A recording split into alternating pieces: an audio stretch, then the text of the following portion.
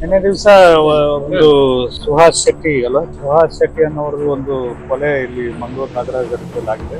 ಅದರ post mortem ಪ್ರಕ್ರಿಯೆ ನಡೆದು ಅದು ಬಂಟ್ವಾಳದಲ್ಲಿ ಅವ್ರದ್ದು ಅಂತ್ಯಕ್ರಿಯೆ ನಡೀತದೆ ಅಂತ ಅವರು ಕುಟುಂಬದವರು ಬಂದೋಬಸ್ತ್ ಕೂಡ ಮಾಡಲಾಗಿದೆ. ಆರೋಪಿಗಳ ಬಗ್ಗೆ ಹೆಸರುಗಳು ಅವು ಇವೆಲ್ಲ ಸುಳುವು ದೊರೆತಿದ್ದು ಅವ್ರನ್ನ ಶೀಘ್ರವಾಗಿ ಬಂಧಿಸೋ ಕ್ರಮ ನಡೀತಾ ಇದೆ. ಸಾರ್ವಜನಿಕರಲ್ಲಿ ವಿನಂತಿ ಅಂತ ಹೇಳಿದ್ರೆ ಶಾಂತಿ ಸುವ್ಯವಸ್ಥೆ ಕಾಪಾಡಲಿಕ್ಕೆ ಎಲ್ಲರ ಸಹಕಾರ ಪೊಲೀಸ್ ದಿನಗಳು ಇಲ್ಲಿ ಮಂಗಳೂರು ಚರಿತ್ರೆ ನೋಡಿದಾಗ ಯಾವುದು ಅಸ್ವಾಭಾವಿಕವಾಗಿ ಯಾವುದು ಕಾಣ್ತಾ ಇಲ್ಲ.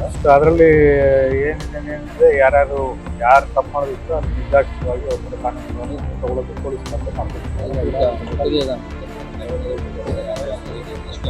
ಕ್ರಿಮಿನೇಷನ್ ಮಾಡಕ್ಕೆ ಮೆರವಣಿಗೆ ಈಗ ಮಾಡಿದ್ರೆ ಮುಂದೆ ಏನೇನು ಆಗ್ತದೆ ಅಂತ ನಿರೀಕ್ಷೆಗೆ ಬರುವುದಿಲ್ಲ.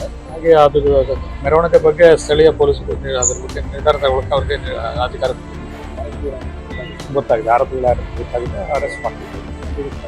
ಬಂದೋಬಸ್ತ್ ಈಗ ಒಂದು 22 ಕೇಸ್ ಬಂದಿದ್ದಾವೆ. ಮತ್ತೆ ಒಂದು 5 ಜನ SP-ಗಳು ಬಂದಿದ್ದಾರೆ. ಮತ್ತೆ ಒಂದು 1000ಕ್ಕಿಂತ ಹೆಚ್ಚು ಜನ ಪೊಲೀಸರನ್ನ ನಾವು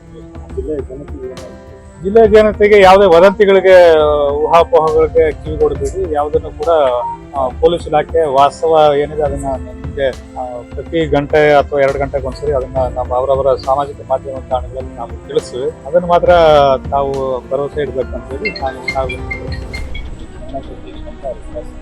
ಅಲ್ಲ ಅವರು ಶವ ಸಂಸ್ಕಾರ ಆಗ್ಲೇಬೇಕಲ್ವಾ?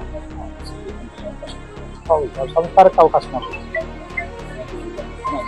ಮೆರವಣಿಗೆ ಅದು ಮೆರವಣಿಗೆ ಮಾಡ್ತೀವಿ ಅಂತ ನಮ್ಗೆ ಯಾರು ಹೇಳಿಲ್ಲ. ಬಟ್ ಕಾನೂನು ಸುವ್ಯವಸ್ಥೆ ದೃಷ್ಟಿಯಿಂದ ಇಟ್ಕೊಂಡು ಅದರ ಬಗ್ಗೆ ನಿರ್ಧಾರ ನಾವು ಸೂಕ್ತ ಸಮಯದಲ್ಲಿ ತಗೊಳ್ತೀವಿ. ಅದ್ರ ಬಗ್ಗೆ ಊಹಾಪೋಹಗಳಿದೆ ಬಿಟ್ರೆ ನಮ್ಗೆ ಯಾವ್ದು